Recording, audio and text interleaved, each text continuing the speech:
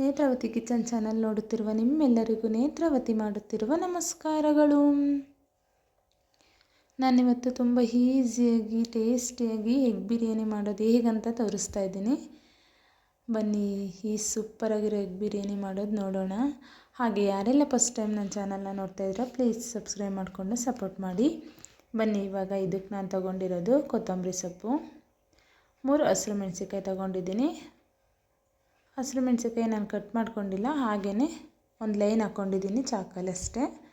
ಈ ಥರ ಮಾಡೋದ್ರಿಂದ ಖಾರ ಬರೋದಿಲ್ಲ, ಹಾಗಾಗಿ ನಾನು ಈ ಥರ ಮಾಡ್ಕೊಂಡಿದ್ದೀನಿ, ಒಂದು ಲೈನ್ ಹಾಕಿದ್ದೀನಿ ಅಷ್ಟೇ. ಓಕೆ, ಇವಾಗ ಖಾರದ ಪುಡಿ,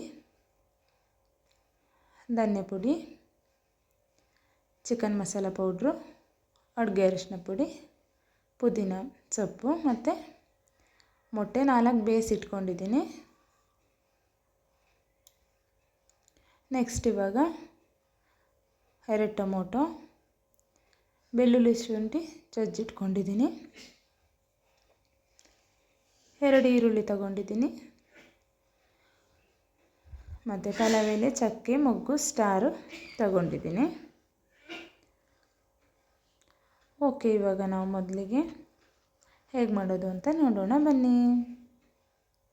ಮೊದಲಿಗೆ ನಾನಿವಾಗ ಅಕ್ಕಿನ 2 ಲೋಟ ಹಾಕ್ಕೊಳ್ತಾ ಇದ್ದೀನಿ. 2 ಲೋಟ ಅಕ್ಕಿ ಹಾಕ್ಕೊಂಡು ಇದನ್ನು ನೀಟಾಗಿ ತೊಳೆದ್ಕೊಳ್ತೀನಿ. ಇವಾಗ ಅಕ್ಕಿನ ಒಂದು 2-3 ಸಲ ತೊಳೆದ್ಬಿಟ್ಟು ಇದಕ್ಕೆ ಇವಾಗ 2 ಲೋಟಕ್ಕೆ 4 ಗ್ಲಾಸ್ ನೀರು ಹಾಕ್ಬಿಟ್ಟು ಇದನ್ನು ಹಾಗೆ ಒಂದು ಸೈಡ್ ಎತ್ತಿಟ್ಕೊಳ್ಳೋಣ.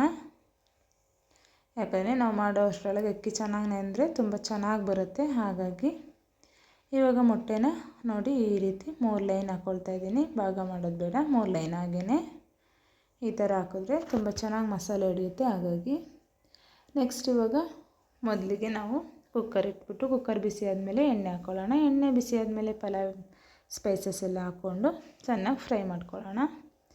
ಇವಾಗ ಇದಕ್ಕೆ ಈರುಳ್ಳಿ ಸೇರಿಸ್ಕೊಳ್ತಾ ಇದ್ದೀನಿ ಮತ್ತು ಶುಂಠಿ ಬೆಳ್ಳುಳ್ಳಿನ ಹಾಕ್ಕೊಂಡು ನೀಟಾಗಿ ಫ್ರೈ ಮಾಡ್ಕೊಳ್ಳೋಣ.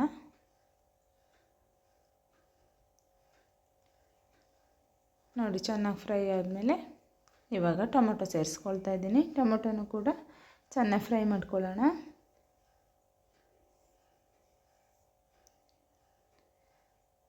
ಮೀಡಿಯಮ್ ಫ್ಲೇಮಲ್ಲೇ ಎಲ್ಲನೂ ಫ್ರೈ ಮಾಡ್ಕೊಳ್ಬೇಕು.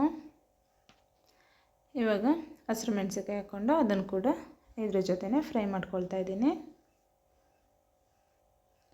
1 ಸ್ಪೂನ್ ಖಾರದ ಪುಡಿ, 1 ಸ್ಪೂನ್ ಧನ್ಯ ಪೌಡ್ರು, ಇದನ್ನು ಮಿಕ್ಸ್ ಮಾಡಿಕೊಂಡು ಇವಾಗ 1 ಸ್ಪೂನು ಚಿಕನ್ ಮಸಾಲ ಪೌಡ್ರ್ ಹಾಕ್ಕೊಳ್ತೀನಿ.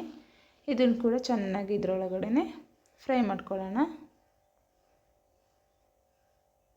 ಚೆನ್ನಾಗಿ ಟೊಮೊಟೊ ಎಲ್ಲ ಚೆನ್ನಾಗಿ ಬೆಂದಮೇಲೆ ಇವಾಗ ನಾನು ಇದಕ್ಕೆ ಸೊಪ್ಪು ಸೇರಿಸ್ಕೊಳ್ತೀನಿ. ಪುದೀನ ಮತ್ತು ಕೊತ್ತಂಬರಿ ಸೊಪ್ಪು ಇದೆಯಲ್ಲ, ಆ 2 ಕೂಡ ಇದಕ್ಕೆ ಸೇರಿಸ್ಕೊಳ್ತಾ ಇದ್ದೀನಿ.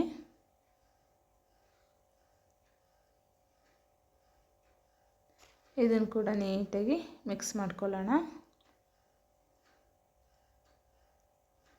ಇದು ಚೆನ್ನಾಗಿ ಫ್ರೈ ಆಗಿ ಚೆನ್ನಾಗಿ ಎಣ್ಣೆ ಬಿಡುತ್ತೆ. ನೋಡಿ ಎಷ್ಟು ಚೆನ್ನಾಗಿ ಎಣ್ಣೆ ಬಿಡುತ್ತೆ. ಈ ರೀತಿ ಚೆನ್ನಾಗಿ ಎಣ್ಣೆ ಬಿಟ್ಟಾಗ ಇದು ಫುಲ್ ಫ್ರೈ ಆಗಿದೆ ಅಂತ. ಈ ರೀತಿ ಫ್ರೈ ಆದಮೇಲೆ ನಾವು ಇದಕ್ಕೆ ಇವಾಗ ಅಕ್ಕಿ ನೆನಕ್ಕೆ ಇಟ್ಟಿದ್ದೀನಲ್ಲ ಅದನ್ನು ಇದಕ್ಕೆ ಸೇರಿಸ್ಕೊಳ್ತಾ ಇದ್ದೀನಿ. ನಾನು 2 ಗ್ಲಾಸ್ ಅಕ್ಕಿಗೆ 4 ಗ್ಲಾಸ್ ನೀರು ಹಾಕ್ಕೊಂಡಿದ್ದೀನಿ. ಇಷ್ಟು ಹಾಕ್ಕೊಂಡ್ರೆ ಸೂಪರಾಗಿ ಉದ್ರಾಗಿ ಬರುತ್ತೆ ರೈಸು. ನೋಡಿ ಅಕ್ಕಿ ಹಾಕ್ಕೊಬಿಟ್ಟು ಇವಾಗ ನೀಟಾಗಿ ಕೈ ಆಡಿಸ್ಕೊಂಡು ಇದಕ್ಕೆ ರುಚಿಗೆ ತಕ್ಕಷ್ಟು ಉಪ್ಪು ಹಾಕ್ಕೊಳ್ತಾ ಇದ್ದೀನಿ. ಉಪ್ಪು ಹಾಕ್ಕೊಂಡು ನೀಟಾಗಿ ಮಿಕ್ಸ್ ಮಾಡಿಬಿಟ್ಟು ಇದನ್ನು ನಾವಿವಾಗ ವಿಶಾಲಕ್ಕೆ ಬಿಡೋಣ. 2 ವಿಶಾಲ ಹಾಕಿಸ್ಕೊಳ್ಳೋಣ. ಓಕೆ, ಇದು ವಿಶಾಲ ಆಗಲಿ. ಅಷ್ಟರೊಳಗೆ ನಾನಿವಾಗ ಒಂದು ಬಾಣಲಿ ಇಟ್ಕೊಂಡು ಬಾಣಲಿ ಬಿಸಿ ಆದಮೇಲೆ ಎಣ್ಣೆ ಹಾಕ್ಕೊಂಡು ಎಣ್ಣೆ ಬಿಸಿ ಆದಮೇಲೆ 1 ಸ್ಪೂನ್ ಖಾರದ ಪುಡಿ, 1 ಸ್ಪೂನ್ ಧನ್ಯ ಪೌಡ್ರು, 1 ಸ್ಪೂನ್ ಚಿಕನ್ ಪೌಡ್ರ್ ಹಾಕ್ಕೊಂಡು ಇದನ್ನು ನೀಟಾಗಿ ಈ ರೀತಿ ಸ್ವಲ್ಪ ಫ್ರೈ ಮಾಡ್ಕೊಳ್ತೀನಿ. ಅದ್ರ ಜೊತೆಗೆ ಒಂದು 1/4 ಟೀ ಸ್ಪೂನ್ ಅಡುಗೆ ಅರಿಶಿನ ಪೌಡ್ರ್ ಹಾಕ್ಕೊಂಡು ಚೆನ್ನಾಗಿ ಈ ರೀತಿ ಫ್ರೈ ಮಾಡ್ಕೊಳ್ಳೋಣ. ಇವಾಗ ಇದಕ್ಕೆ ನಾನು ಮೊಟ್ಟೆ ಬೇಯಿಸ್ಕೊಂಡಿದ್ನಲ್ವ ಅದನ್ನು ಇದಕ್ಕೆ ಸೇರಿಸ್ಕೊಬಿಟ್ಟು ಚೆನ್ನಾಗಿ ಇದರೊಳಗಡೆ ಈ ರೀತಿ ಫ್ರೈ ಮಾಡ್ಕೊಳ್ಬೇಕು. ಆವಾಗ ಮೊಟ್ಟೆಗೆ ಚೆನ್ನಾಗಿ ಮಸಾಲೆ ಅನ್ನೋದು ಹಿಡಿಯುತ್ತೆ, ಟೇಸ್ಟ್ ಕೂಡ ಸೂಪರಾಗಿರುತ್ತೆ. ಹಾಗಾಗಿ ಈ ರೀತಿ ಮಾಡಿಟ್ಕೊಳ್ಳೋಣ. ಈ ರೀತಿ ಮಾಡಿ ನಾನಿವಾಗ ಒಂದು ಸೈಡ್ ಎತ್ತಿಟ್ಕೊಳ್ತೀನಿ. ಇದನ್ನು ಇವಾಗ ವಿಷಲ್ ಆಗಿದೆ, 2 ವಿಷಲು. ಓಪನ್ ಮಾಡೋಣ ಬನ್ನಿ, ನೋಡೋಣ ಹೇಗಾಗಿದೆ ಅಂತ. ನೋಡಿ, ವಾವ್, ಸೂಪರಾಗಿ ರೆಡಿಯಾಗಿ ಹೋಗಿದೆ. ಎಷ್ಟು ಉದುರುದ್ರಾಗಿ ಬಂದಿದೆ ನೋಡಿ ರೈಸು. ಸೂಪರಾಗಿರುತ್ತೆ. ಟೇಸ್ಟ್ ಒಂದು ಸಖತ್ತಾಗಿರುತ್ತೆ. ಮಾಡಿ ನೋಡಿ, ನೀವು ಕೂಡ ಟ್ರೈ ಮಾಡಿ. ಹೇಗೆ ಬಂತು ಅಂತ ಕಮೆಂಟ್ ಬಾಕ್ಸಲ್ಲಿ ಕಮೆಂಟ್ ಮಾಡಿ. ನೋಡಿ, ಇವಾಗ ಇದಕ್ಕೆ ನಾವು ಮಸಾಲೆ ರೆಡಿ ಮಾಡ್ಕೊಂಡಿದ್ವಲ್ಲ, ಫ್ರೈ ಮಾಡ್ಕೊಂಡಿದ್ವಲ್ಲ, ಅದನ್ನು ಮೊಟ್ಟೆ ಸಮೇತ ಇದಕ್ಕೆ ಹಾಕ್ಕೊಳ್ತಾ ಇದ್ದೀನಿ. ಇದನ್ನು ಹಾಗೇ ತಿರ್ಸ್ಕೊಳ್ಳೋಣ. ಎಗ್ ಬಿರಿಯಾನಿ ಸೂಪರಾಗಿ ರೆಡಿ ಆಯಿತು. ಎಷ್ಟು ಈಸಿಯಾಗಿ ಮಾಡ್ಬೋದಲ್ಲ, ನೀವು ಕೂಡ ಮನೇಲಿ ಟ್ರೈ ಮಾಡಿ.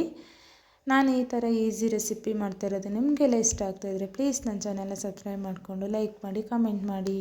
Thank you. ನೆಕ್ಸ್ಟ್ ವೀಡಿಯೋದಲ್ಲಿ ಸಿಗೋಣ. ಬಾಯ್ ಬಾಯ್, ಟೇಕ್ ಕೇರ್.